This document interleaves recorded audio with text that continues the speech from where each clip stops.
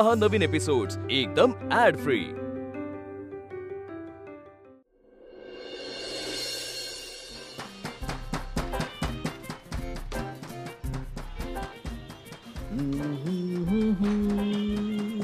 दादा इथे बसलं तर चालेल? हो हो, अगदी तुमचंच दुकान आहे असं समजून बसा। अहो, असं कसं समजणार? ठीक आहे, मग नका समजू। हाँ, तसं चालेल।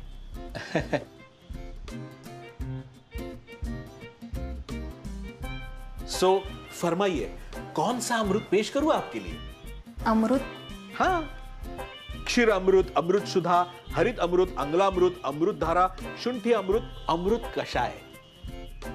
हे सांगते। कोण हे? मला तर इथे कोणीच दिसत नाहीये।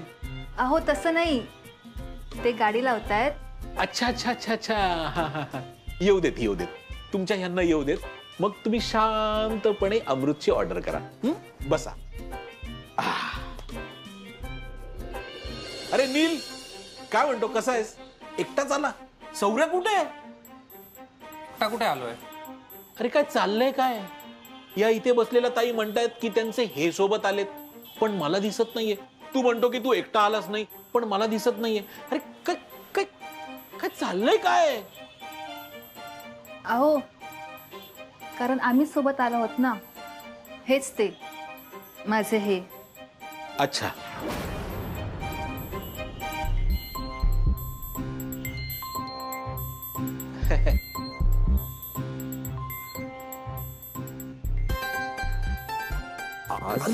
आज माझी ही नाहीये आणि मी सकाळपासून आलं कुठतोय। तुला कुटायला मला वेळ नाही लागणार, लाज नाही वाटत? राधाला दगा देतोस तर देतोस, वरून तुझं हे नवीन प्रकरण माझ्या अमृत तुल्ल्यावर घेऊन येतोस। नॉनसेन्स। तू सोड रे आधी, काही प्रकरण वगैरे नाहीये। तुला सल्ले द्यायचे असतील ना तर ते मला नाही, राधाला दे। राधा लग्नाला नाही म्हणते म्हणून नाना एक मुली पाठवतात पुण्याला, आणि राधा पॅनिक व्हायचं सोडून त्यांच्याशी गप्पा मारते, त्यांना सल्ले देते आणि चर्चा करते त्यांच्याशी, अंगठ्या कुठनं घे वगैरे। राधाला सुद्धा ही माहिती आहे? हो, सकाळीच भेटल्या त्या। अरे काय डोक्यावर पडली का राधा? आता बरोबर बोललास, राधा ना डोक्यावर पडली, वेळ लागले तिला, आणि आता मला लागायची वेळ आली। काय सांगू मी या मुलीला की जी मुलगी तुला अंगठी कुठनं घे सांगत होती तिच्यावर माझं प्रेम आहे। तुला सांगतो चंदू दादा, राधा अजिबात सिरियस नाही, आणि अशाने ना वाट लावेल ती आमची। काही अडचण आहे का? हो, तू तू तू तू कशाला टेन्शन घेतेस? अडचण आहे पण ती माझी आहे। तुम्ही बसा, छानपैकी अमृत ग्रहण करा। बसा बसा, या या बसा। एक्सक्यूज मी एव्हरीवन, अरे या ना गीता, जरा लक्ष देतात का? मी आत्ता जस्ट सचिनचं सगळं सामान, लॅपटॉप सगळं माझ्या कॅबिन मध्ये शिफ्ट केलं, हे तर तुम्ही बघितलं असेल ना? करेक्ट। आता तुम्हाला प्रश्न पण पडला असेल की नक्की काय नवीन चाललंय, तर तुमच्या प्रश्नाचे उत्तर देते मी की मी आणि सचिन आम्ही एकत्र आहोत। I mean we are dating. खरं तर मला तुम्हाला या प्रश्नाची उत्तर काही द्यायची गरज नाहीये, पण प्रेम कशाला लपवायचं? आणि मुळात प्रेम हे लपत सुद्धा नाही, म्हणून मी सांगितलं। कारण आता प्रश्न पडलाय, मग त्याच्यावर तुम्ही गॉसिप करणार, नको ते, म्हणून मी क्लिअर केलं की मी आणि सचिन आम्ही एकत्र आहोत। आजपासून सचिन माझ्या कॅबिनमध्ये बसणार आहे, आम्ही एकत्र ऑफिसला येणार आहे, आम्ही एकत्र घरी जाणार आहोत, कारण आम्ही एकत्रच राहतो एकाच घरात।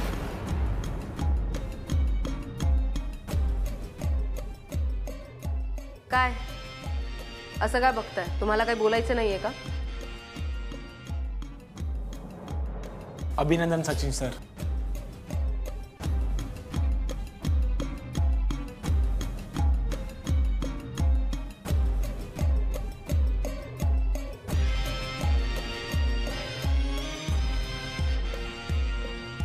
बघितलं किती रिस्पेक्ट देतात ते?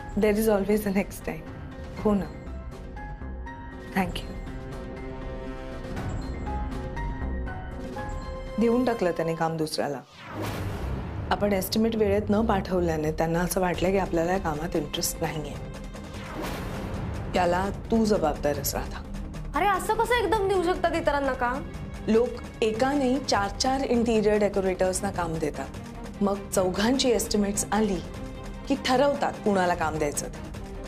आपण एस्टिमेटच न पाठवल्याने आपल्या हातातून काम गेलं. ठीक आहे ना, चिल. एवढा नको लोड घेऊस. दुसरा प्रोजेक्ट मिळेल. Big deal. It is a big deal Radha. एकतर हलगर्जीपणामुळे काम गमावणं हे चुकीचं आहे आणि दिलेलं काम वेळेत पूर्ण न करणं हे त्यापेक्षा चुकीचं आहे. एकीकडे म्हणतेस की तुला स्वतंत्र व्हायचंय, तुला काम करायचं, आणि अशी केअरलेसली कशी वागू शकतेस तू? असं कसं चालेल? तू एवढी का रागवतेस मम्मा? मान्य आहे मी तुझ्याकडे काम करते, बट यू रिमेंबर ना मी तुझी मुलगी पण आहे. हेच चुकतंय तुझं. ऑफिस आवर्स मध्ये तू फक्त एम्प्लॉई आहेस, माझी मुलगी नाही आहेस. चूक झाली की मी नीलला सुद्धा ओरडते. इनफॅक्ट नील अशी वेळ येऊच देत नाही. तो स्वतःचं काम मनापासून आणि वेळेत पूर्ण करतो. गॉड, झालं तुझं परत सुरू? आता तुझी मुलगी परफेक्ट नाही, ही काय माझी चूक आहे का तू सतत फक्त मला नीलशी कम्पेअर करत राहणार आहेस? ठीक आहे, मी नाही करत तुझं कंपॅरिझन नीलशी, नाही करत. पण तू कशी वागतेस हे सुद्धा बघ. आय एम सॉरी राधा, यापुढे तुला कुठलंही प्रोजेक्ट स्वतंत्रपणे हाताळायला दिलं जाणार नाही. तुला नीलच्या अंडर काम करावं लागेल जोपर्यंत तू स्वतःला प्रूव्ह करत नाहीस तोपर्यंत. फाईन, नको दिवस इंडिव्हिज्युअल काम. तसंही मला प्रूव्ह करायची कोणालाच गरज नाही. नाही राधा, तुला स्वतःला प्रूव्ह करून दाखवावंच लागेल. नाही वाटत आहे का तुला की मम्मा इतकी ओरडतीये मला, तर आपण हे चॅलेंज स्वीकारूया, नीट वागूया, आपण रिस्पॉन्सिबिलिटीनं, अगदी जबाबदारीनं वागूया. खरंच कळत नाही इतकी का चिडचिड करतेस तू. बरं आहे आपण एकत्र घरी राहत नाही, डोक्याला ताप नुसता. मग कंटाळा आलाय. काय करू मी या मुलीचं? कधी मॅच्युअर होणार ही? तो नील बिचारा सगळी कामं इतक्या जबाबदारीनं पूर्ण करतो, राधा मात्र हलगर्जीपणा करते. थोड्याच वर्षात लग्न करायचं म्हटलं तर काय करणार हे दोघं? तेव्हा पण अशीच वागणार आहे काही? खूप काळजी वाटते राधाची.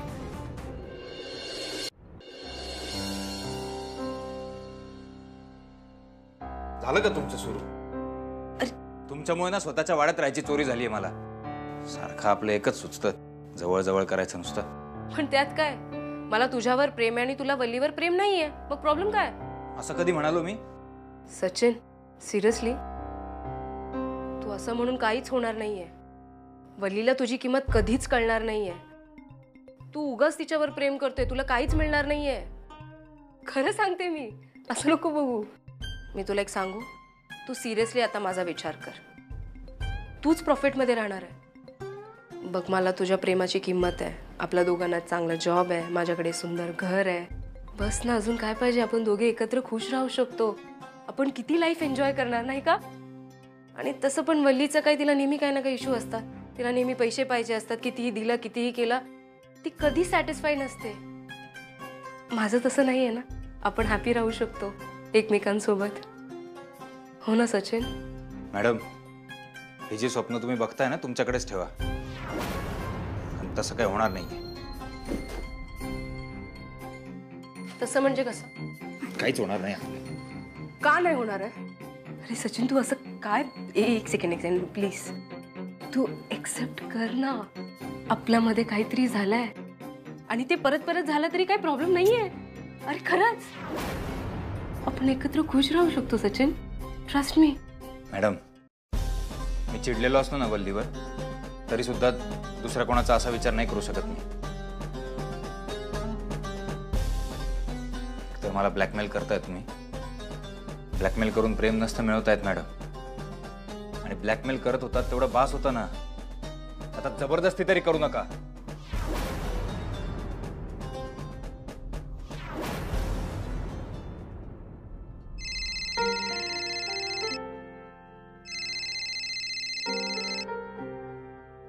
हाय, बोल.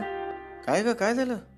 इतका असा दमलेला, थकलेला, इतका असा निरुत्साही हाय? बरं आहे ना सगळं? अरे कामात होते. नाही नाही नाही, हे हाय कामामुळे आलेलं हाय नाही. हे हाय काहीतरी बिनसलंय वाला हाय. काय झालं? परत राधा आणि तुझं भांडण वगैरे झालं की काय? राधाचाच विचार करत होते. काय झालं? तिला एक एस्टिमेट पाठवायला सांगितलं होतं मी. अरे तिने माझा मेसेजच वाचला नाही. कसं कळेल पाठवायचंय ते? ते काम गेलं, वेळेत गेलं नाही एस्टिमेट म्हणून. हे सगळं राधामुळे झालं आणि राधाला याच्यात एवढूच सुद्धा गिल्ट येत नाहीये पट्या. अगं राधा आहे ती, अशा लहान सहान गोष्टींचं गिल्ट घेत नाही ती. पट्या माझं ना डोकं फिरेल असं काही बोलू नकोस हा आता. ही लहान गोष्ट नाहीये. माझ्या हातचं एक काम गेलं. मला नोकरी नाहीये पट्या की महिन्याच्या महिन्याला माझ्या अकाउंट मध्ये पैसे पडतात. सेल्फ एम्प्लॉईड आहे मी. मला काम शोधावं लागतं, एस्टिमेट वेळेत द्यावं लागतं, ते अप्रूव्ह झालं तर काम मिळतं, ते मला नीट करावं लागतं आणि त्या जोरावर मला बाकीची कामं मिळतात पट्या. अगं हो, रिलॅक्स रिलॅक्स. पट्या मला ना राधाचं वागणं फार निष्काळजीपणाचं वाटतं. असं वाटतं तिला कशाची काही पडलेलीच नाही. अरे हे बरं आहे तुझं. म्हणजे राधाने आता एक छोटीशी चूक केली तर लगेच तिला बोलतेस, तिचा राग आलाय. पण तीच राधा जेव्हा एखादं चांगलं काम करते तेव्हा तू तिचं किती गुणगान करतेस. माझी राधा अशी आहे, माझी मुलगी तशी आहे, करतेस ना? हो, पण ती चांगली वागते तेव्हा करते मी कौतुक. आणि चुकली, ती चुकीचं वागली तर नाराज होणार नाही का? बरोबर आहे. म्हणूनच मी म्हणतोय की माणूस आहे, कधी चुकणार कधी बरोबर वागणार. नॉर्मल आहे ते. तू टेन्शन घेऊ नकोस. आणि तुला इतकं वाटत असेल तर मला वाटतं एकदा बोल राधाशी, समजाव तिला पटवून दे की तिचं वागणं कसं चुकीचं आहे आणि तिला समजाव कामाचं महत्व काय असतं ते कळेल तिला. बरोबर आहे तुझं. आता करेन तसंच मी. बरं, वाड्यात सगळं ठीक आहे ना? सचिन बरं आहे का? हो आहे, सगळं नीट आहे. आणि माझं सचिनकडे लक्ष आहे. मला माहितीये की गेल्या वेळेला माझं थोडं दुर्लक्ष झालं सचिनकडे. ते अजूनही तुझ्या मनात आहे ना? नाही अनामिका, ऐक ना, मी काही अविश्वास दाखवण्यासाठी फोन नाही केलाय. मी आपलं पट्या, तुझ्या विचारण्याचा त्रास नाही झाला. स्वाभाविक आहे ना तू चौकशी करणं. तुझ्या घरात इतकं काय काय चालू आहे आणि तूच नाहीयेस इथे. मी समजू शकते, पण तू अजिबात काळजी करू नकोस. मी आहे ना इथे. मी नीट लक्ष ठेवेन सचिनवर. जितकं राधावर लक्ष आहे तितकंच माझं सचिनवर लक्ष आहे. म्हणूनच तर इथं वाड्यात येऊन राहिले ना, म्हणजे मला सगळं नीट सांभाळता येईल. Thank you so very much. तुझी आठवण येते. चल ठेवतो. माझा दिवस खूप हेक्टिक होता. उद्या निवांत बोलूया. ठेव फोन, जा. करतो मित्र उद्या आपण बोलूया. Miss you. Bye bye.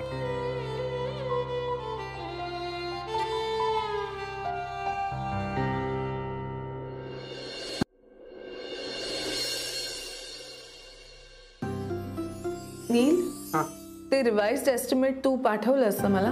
हो मॅम. अरे ते प्रेझेंटेशनच्या शेवटच्या स्लाइड मध्ये जोडायचं होतं म्हणून.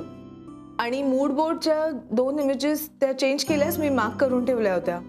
हो मॅम, मी इमेजेस पण चेंज केल्यात. आणि तुम्ही मेल चेक करता का, एस्टिमेट आलाय का? हो, प्रेझेंटेशन एकदा रन थ्रू करते आणि मग सेंड करते. मॅम, आणि तुम्ही एकदा कलर पॅलेट पण बघून घेता का? इनक्रेडिबल जॉब नील. तुझं कौतुक करावं तेवढं थोडं आहे. हे डन झालंय आणि सेंड. नाही नील, फार छान काम केलंस तू. आणि सगळ्यात महत्वाचं म्हणजे तू पूर्ण रात्र जागून हे केलंस. अरे खरंच इनक्रेडिबल. म्हणूनच आपण हे वेळेत पाठवू शकलो नील. थँक्यू मॅम, पण हे कामच आहे माझं. हो नील, तरी पण त्या क्लायंटला एकतर कसं बसं प्रेझेंटेशनसाठी तयार केलं होतं मी. आणि इतका कमी वेळ मिळालाय तयारीला, तरी इतकं छान काम केलंस तू. हे जर वेळेत पाठवलं नसतं ना आज, तरी संधी हातातून गेली असती नील. हो मॅम, पण म्हणजे तुम्ही जसं सांगत गेलात तसं मी करत गेलो. त्यात काय विशेष काय नाही. नाही, पण दिलेलं काम जबाबदारीनं पूर्ण करणं हे सुद्धा महत्वाचं आहे ना नील. सगळ्यांनाच ते जमतं असं नाही.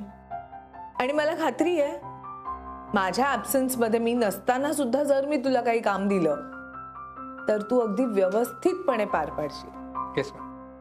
ओ माय गॉड नील, खरंच किती मस्त काम करतोस ना तू.